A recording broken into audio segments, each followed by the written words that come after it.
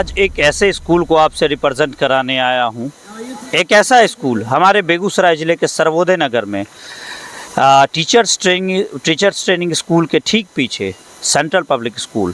इस स्कूल को एक बेहतरीन विकल्प के रूप में आपसे रूबरू कराने का पक्ष सिर्फ और सिर्फ इतना है कि इसकी पहचान सबसे कम फ़ी है। समझिए, इस स्कूल की खासियत रही है सबसे कम फ़ी में क्वालिटी एजुकेशन की जहाँ बात आती है, क्वालिटी एजुकेशन प्रोवाइड करता है। आप मेरे पीछे देख सकते हैं, मौका है स्कूल अपने एनुअल फंक्शन की तैयारी कर रहा है, यानी सेंट्रल पब्लिक स्कूल जो अपने एनुअल फंक्शन की तैयारी कर रहा है।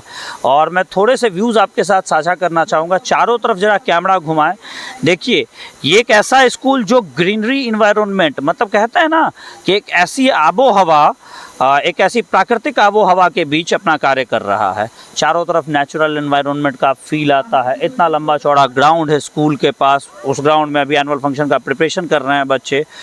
और इस स्कूल की जो खासियत की मैंने बात की कि सबसे कम फ़ी, यहाँ आपके बच्चे नेचुरल इन्वायरमेंट में एक तरह से स्टडी करते हुए पाए जाते हैं। और स्कूल के कैंपस को अगर आप देखना चाहें तो मैं कैंपस को थोड़ा सा दिखाना चाहूँगा। ये दूसरा कैंपस है, एक और कैंपस मैं आपके साथ साझा करूँगा। देखिए कुछ इस तरह का एकदम लगता है जैसे गुरुकुल शिक्षा पद्धति जो अपनी हुआ करती थी, जो सनातन संस्कृति का हिस्सा, कुछ उसके तर्ज पे। और व्यवस्थापक है मनोज सर। तो मनोज सर से जहाँ तक हमारी बातचीत हुई, उधर भी कैमरा दिखाइएगा, देखिए कितना नेचुरल इन्वायरमेंट है। मतलब बच्चा मेंटली स्ट्रेस, जो कहते हैं बच्चा मेंटली स्ट्रेस में जब होता है, ऑब्वियस ही बात है कि एजुकेशन का दबाव होगा तो मेंटली स्ट्रेस में होगा। तो इस तरह का जो नेचुरल एनवायरनमेंट है, प्राकृतिक हवा युक्त माहौल जो है, वो बच्चों को मदद करता है। ये बेसिकली देखा भी गया है उस डिप्रेशन से बाहर रखने के लिए। और इस तरह के माहौल में है सेंट्रल पब्लिक स्कूल सर्वोदय नगर। तो मैं अभी मनोज सर से आपकी बात कराना चाहूँगा। और मनोज सर से जो मेरी बात हुई थी और उसके बाद मैं जब आपके बीच सेंट्रल पब्लिक स्कूल को लेके आया तो मनोज सर का सीधा सा कहना हुआ था कि हमारा एक ही कोशिश है, संस्कार युक्त शिक्षा प्रदान करना। दूसरी बात कि हम सबसे कम फ़ी लेने में विश्वास रखते हैं। और इसी को आज मैं एक बेहतरीन विकल्प के रूप में आपसे साझा करने आया हुआ हूं। तो आइए चलते हैं, व्यवस्थापक मनोज सर से जुड़ते हैं और करते हैं थोड़ी सी बातचीत। और बाकी माहौल तो आप देख ही रहे हैं और मुझे बताने की क्या ज़रूरत है, आप खुद भी आके देख सकते हैं। तो गाइस, जैसा कि अभी आप देख रहे हैं, हमारे साथ हैं मनोज सर, व्यवस्थापक हैं सेंट्रल पब्लिक स्कूल के। सर, हमारे news and media platform Begusarai समाचार में आपका स्वागत है। हम आपके कैंपस में मौजूद हैं, आपने हमें आने का मौका दिया, उसके लिए तहे दिल से धन्यवाद। सर की एक खासियत मैं बताना चाहूँगा, इनकी एक सोच थी जो आज तक इन्होंने कायम रखा है।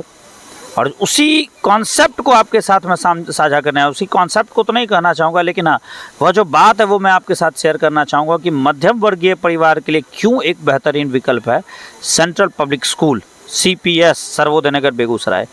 एक ख़ास बात सर आपके बारे में समाज में पता चलती है कि कम फ़ी में शिक्षा देने को प्रतिबद्ध, संस्कार युक्त शिक्षा देने को प्रतिबद्ध। और आप भी इस बात में बिलीव करते हैं कि बच्चे अगर बदमाशी नहीं करेंगे तो क्या हम करेंगे। और आप भी इस बात में बिलीव करते हैं कि बच्चों को प्राकृतिक वातावरण मिलना चाहिए, माहौल मिलना चाहिए। हमें थोड़ा सा CPS के बारे में बताएं, हमारे व्यूअर्स आपको सुनने के लिए आपका इंतज़ार कर रहे हैं। जी, मैं Manoj ji, central public school के संचालक या डायरेक्टर कह सकते हैं। मैं 2005 से इस विद्यालय की स्थापना किया हूं और तब से अपने लक्ष्य की ओर सतत आगे बढ़ रहा है। इस विद्यालय की स्थापना क्रम में मुझे कई ऑप्शन थे अपने जीविकोपार्जन के, लेकिन मैंने सोचा कि समाज कुछ देना है तो क्यों ना एक एजुकेशनल कंसेप्ट दिया जाए, जिसमें कि कम से कम लागत में अच्छी क्वालिटी की एजुकेशन। और एजुकेशन अभी के समय में जो बन गया है कि पढ़ाई लिखाई इसी को नहीं, संपूर्ण एजुकेशन का जो कंसेप्ट है या विद्या के विभिन्न जो प्रारूप हैं, चाहे वो संगीत हो, खेलकूद हो, कल्चर प्रोग्राम है, या फिर हमारी भारतीय संस्कृति से जुड़े बहुत सारे पक्ष होते हैं, उन सारे तथ्यों को एक साथ विद्यालय के माध्यम से बच्चों में उचित संस्कार देते हुए आगे बढ़ाना इस विद्यालय का पुनीत उद्देश्य है। और इसमें हम बच्चों सहित अपने पूरे शिक्षक वर्ग इसमें दिन रात काम करते रहते हैं। यह उद्देश्य कभी नहीं रहा है कि ज़्यादा से ज़्यादा बच्चे से पैसा लिया जाए, कम लागत में अच्छी क्वालिटी की पढ़ाई दी जाए। इंग्लिश मीडियम की पढ़ाई के लिए अभी एक ऐसा दौर बना हुआ है कि ज़्यादा से ज़्यादा फीस लिया जाए, है ना। कहीं 1000 है, 2000 है, 3000 तक फीस लिया जाता है। तो वही व्यवस्था NCERT की पढ़ाई CBSE सिलेबस हो और कम फी हो, इसलिए मैं ये प्रयास कर रहा हूँ कि इस माहौल में एक अच्छे CBSE करिकुलम की जो पढ़ाई उसको दिया जाए।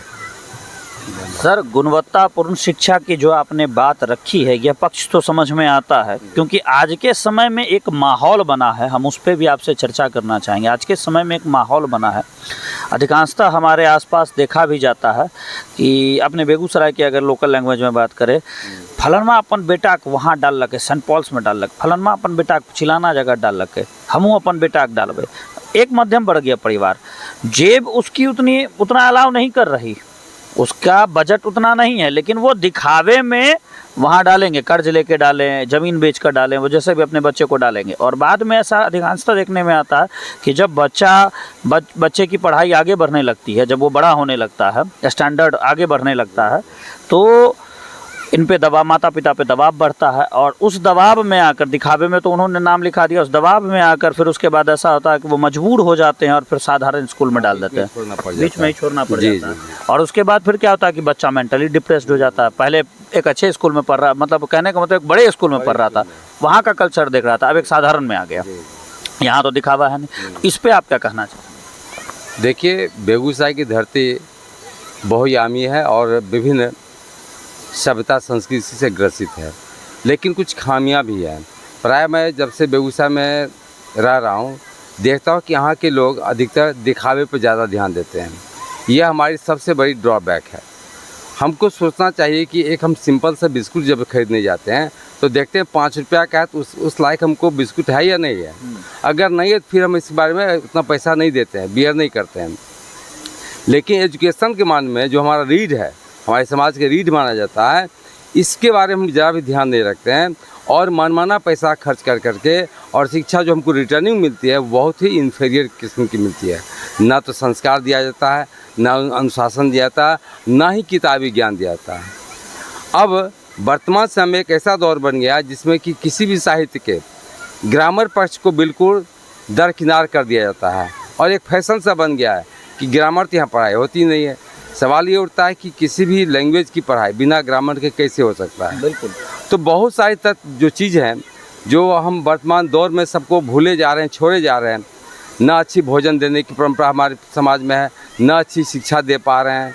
भोजन के नाम पर अभी क्या चल रहा है, तो मैगी, कुरकुरे, टकाटक, जितने फास्ट फूड के आइटम उसको दिया जा रहा है। इससे बच्चे का हेल्थ ख़राब हो रहा है। दूसरी तरफ शिक्षा में अवनति हो रही है कि हम अच्छी शिक्षा देने के लिए सोचते ही नहीं हैं, और इसमें सबसे बड़ा दोष हमारे गार्जियन का है। वह सही चीज़ पर अपने आप को कंसंट्रेट नहीं कर पाते हैं। वो दिखावा में, समाज के दौर में, बड़े लोगों के पीछे, ज़्यादा पैसा वाले के पीछे अपने आप को संपूर्ण रूप से तबाह करते हैं। और जिस समय पैसे की आवश्यकता पड़ती है पढ़ाई में, हायर एजुकेशन में जाएंगे तो वहाँ पैसे की आवश्यकता पड़ेगी, उस समय उनका हाथ खाली हो जाता है। फिर उनको लास्ट में ज़मीन बेचना पड़ता है या हार के छोड़ते हैं बच्चे। तो ऐसी स्थिति बच्चे पर एक कुंठा का भाव भी आ जाता है। तो इन सब बातों पर गार्जियन को खुद ध्यान देना पड़ेगा कि हम बच्चे हमारे हैं, उनको कैसे शिक्षा दी जाए, क्या किया जाए कि भविष्य में उनका अच्छा से अच्छा काम हो जाए। बिल्कुल, ये सब बात पर गार्जियन ही सोचेंगे। हम तो समाज में काम कर रहे हैं, काम करके दिखा रहे हैं। यहाँ पर पढ़ाई का हर क्षेत्र, चाहे वो खेलकूद है या पढ़ाई है, कल्चर प्रोग्राम है, सांस्कृतिक पक्ष है, संगीत है, सब पर काम किया जा रहा है। यहाँ से बच्चे को सिर्फ संगीत में पढ़ाई नहीं जाती, बल्कि उसकी उचित डिग्री दे करके आगे भविष्य में उनका सुनिश्चित किया जाता है। तो इस बात का ध्यान रखना चाहिए। इन बातों में गहराई से और गहनता से हमें सोचने की ज़रूरत है कि अगर हम मध्यम वर्गीय परिवार से संबंध रखते हैं तो हमें खासकर सोचने की ज़रूरत है कि दिखावे में ना जाएं, दिखावे और छलावे का शिकार ना बने। बिल्कुल, हाँ, ये बहुत बड़ा चीज़ है। और सबसे महत्वपूर्ण बात कि शिक्षा देने के लिए हर एक विद्यालय प्रतिबद्ध है, बशर्ते ये कि जो सर ने अपना पक्ष रखा है, इस पक्ष को समझने की ज़रूरत है कि आप दिखावे से दूर हटते हुए शिक्षा की जो सुचारू पद्धति है, मूलभूत पद्धति है, उसको अपनाएं, तभी आप बच्चे को संस्कार युक्त शिक्षा प्रदान कर पाएंगे। अच्छा सर, ये तो बात अपनी गहराई से यह बात हुई। आपके यहाँ एक कल्चरल प्रोग्राम होने वाला है, आई थिंक 31 मार्च को, 31 मार्च को होती है। उसके बारे में हमें कुछ थोड़ा सा बताएं। कल्चर, ये जो 31 मार्च का जो पूरा कार्यक्रम होता है वो बड़े ही सुनियोजित ढंग से होती है, और उस दिन अपने साल भर के संपूर्ण क्रियाकलाप को हम दिखा देते हैं एक दिन के अंदर में। सुबह में जो इवेंट्स होते हैं वह स्पोर्ट्स के इवेंट्स होते हैं, जिसमें विभिन्न प्रकार के खेल कूद कराए जाते हैं। प्लेन रेस होता है, हर्डल रेस होता है, 200 मीटर का, 400 मीटर का, उसके छोटे बच्चे का जलेबी रेस है, बनाना रेस है, टॉफ़ी रेस है, बैलून रेस है। इस तरह से जिस कैटेगरी के बच्चे होते हैं उस ढंग का खेल को दे करके बच्चे को प्रोत्साहित किया जाता है। एक उसके बाद फिर शाम में कल्चर प्रोग्राम का होता है, जो कि प्राय 5 बजे से लेकर के 9 बजे तक का होता है। उसमें बच्चे हमारे जो आर्ट के क्षेत्र में, चाहे गायन के क्षेत्र में हो, वादन के क्षेत्र में हो, नृत्य के क्षेत्र में हो, जो काम कर रहे हैं उसकी संपूर्ण प्रस्तुति उस समय हो जाती है। इसके अलावा एक बात और होती है कि जितने भी प्रारूप हैं विद्या के, उनसे जुड़े हुए प्राइज भी उसी समय शाम में दिया जाता है। कुछ मुख्य अतिथि भी आते हैं जिनके माध्यम से बच्चों को कुछ प्रेरणा स्रोत में सुनाया जाता है, संबोधन भी करते हैं। यही कार्यक्रम होता है 31 तारीख के। चलिए, धन्यवाद सर। आप सभी से मेरा यह आग्रह होगा कि अगर किसी भी माध्यम से यह वीडियो आप लोगों तक पहुंच रहा है तो उस कल्चरल प्रोग्राम में, चूँकि सेंट्रल पब्लिक स्कूल का जो कल्चरल प्रोग्राम है वो स्वतंत्र है, आप जितना ज़्यादा जुड़ेंगे उतना आपको देखने का मौका मिलेगा, उतना आपको समझने का मौका मिलेगा। तो एटलीस्ट अगर बच्चों के एडमिशन्स की प्लानिंग कर रहे हैं तो अवश्य आएँ उस दिन और बच्चे को भी दिखाएं और समझने की कोशिश करें कि क्या बेहतर है हमारे बच्चे के भविष्य के लिए। सर, तो फाइनली इन सारी जानकारियों के साथ हमारे जो व्यूअर्स हैं, जिनमें बहुत सारे माँ बाप हैं जो आने वाले समय में अपने बच्चों का कहीं ना कहीं एडमिशन कराने की सोच रहे हैं, उनके लिए आप क्या कहना चाहेंगे? आप स्वतंत्र हैं सभी गार्जियन, और इस बात का हमेशा ध्यान रखें कि आपके मेहनत का जो पैसा है और सबसे उससे ज़्यादा इम्पोर्टेंट है बच्चे का कीमती समय, इस दोनों चीज़ को बहुत संजीदगी के साथ देखते हुए आप अपना कदम आगे बढ़ावें, भावना में दिखावे में न आवें। बिल्कुल, ऐसा करके अपने वर्तमान और भविष्य दोनों को खराब होने की संभावना होती है। चलिए, धन्यवाद सर, आपने अपना कीमती समय दिया। और गाइस, मैं आपसे यही कहना चाहूँगा, सेंट्रल पब्लिक स्कूल किसी पहचान का मोहताज नहीं, और ऐसा नहीं कि हम उसको एक बेहतरीन विकल्प के रूप में दिखाने की जो कोशिश कर रहे हैं तो ये कोई नया है। सेंट्रल पब्लिक स्कूल 2005 से लगातार निरंतर अपनी सेवा दे रहा है। सर की सोच क्या है, कॉन्सेप्ट क्या है, वो मैंने आपके साथ साझा किया। ये एक संवाद है, एक मैसेज के रूप में समाज को मैं एक संदेश देना चाह रहा हूँ कि हमारे बीच कुछ ऐसे विकल्प हैं जहां हमारी जेब अभी भी कटेगी नहीं। हम अपने बजट के अनुसार अपने बच्चों को शिक्षा प्रदान कर सकते हैं, अच्छी शिक्षा प्रदान कर सकते हैं, संस्कार युक्त शिक्षा प्रदान कर सकते हैं।